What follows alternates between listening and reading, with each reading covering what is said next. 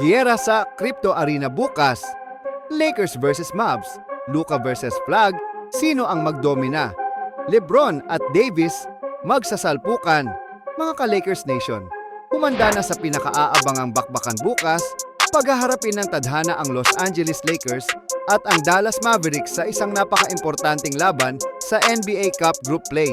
Hindi lang ito basta laro, ito'y banggaan ng mga superstar at revenge game na puno ng drama. Masusubukan ang first pick na si Cooper Flag laban kay MVP Luka Doncic. Kasalukuyang nangunguna ang Lakers sa West Group B at nakasiguro na ng pwesto sa quarterfinals. Ang laban bukas ay para sa seeding at home court advantage. Nagwagi nga ang Lakers kahapon laban sa Clippers sa score na 135 laban sa 118, kaya mainit ang kanilang momentum. Napakahalaga ng laban na ito para sa Dallas, na kasalukuyang nasa ika-4 na pwesto at halos wala ng tsansa makapasok bilang wildcard. Kailangan nila ng malaking panalo para sa dignidad at moral.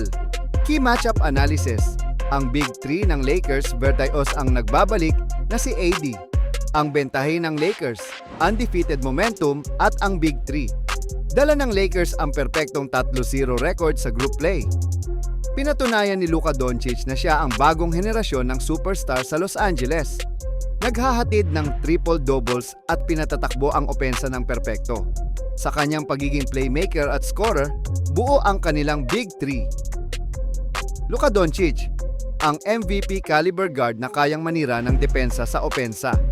LeBron James, sa kabila ng edad, ang The King pa rin ang clutch player. Kaya pa ka ring bigyan ng 20 puntos per game at kakalabawin ka pa sa ilalim. Ang karanasan niya ang susi sa Lakers para kontrolin ang laro. Ang bentahe ng Dallas sa Lakers ay ang pagbabalik ni AD at ang rookie sensation. Ito na ang inaabangan nating lahat. Babalik sa aksyon si Anthony Davis. Inaasahang lalaro na si AD bukas matapos ang injury. Gigil si AD na patunayan ang halaga niya laban sa dating team ni Luka. Malaki ang impact niya sa rebounding at rim protection ng Mavs na kailangan para pigilan ang opensa ng Lakers. Si Cooper Flag, ang numero 1, draft pick at bagong mukha ng Mavericks. Depensa ang puhunan ng rookie sensation na to. Target niya na patahimikin si Luka sa sarili nitong court. Kayo ba mga idol, kaya pigilan ni Flag ang hot shooting ni Luka? Kyrie Irving. Mananatiling out si Kyrie Irving sa laban na ito. Malaking kawalan ito sa opensa ng Dallas. DeAndre Ayton, kasalukuyan siyang day-to-day o questionable dahil sa right knee contusion. May tsansa siyang maglaro bukas pero hindi pa sigurado. Kung hindi siya makakalaro, malaking kawalan sa Lakers base sa lineup na binigay, ang height at rebounding presence niya, at magkakaroon ng malaking bentahe si Anthony Davis sa paint. Kaya ba ni Jackson Hayes na pigilan si Anthony Davis?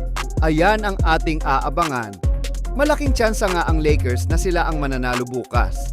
Malaking bentahe ang momentum, chemistry ni Luka, LeBron at Reeves at home court crowd sa Crypto Arena. Sa Dallas naman, ang pagbabalik ni AD at ang revenge game narrative ay magbibigay sa kanila ng extra motivation. May bentahe sila sa ilalim kung healthy si AD. Magiging pisikalan ang laro bukas. Pero dahil dikit ang laban at punong-puno ng superstars, ang magkabilang panig, ang koponan na may mas matinding depensa ang mananaig. Tumutok bukas. Kaabang-abang na match-up to. Kayo ba mga idol, sino kaya ang mananalo bukas? Lakers or Dallas? Kung nagustuhan mo ang video na to, paki-like at follow mo ang ating page.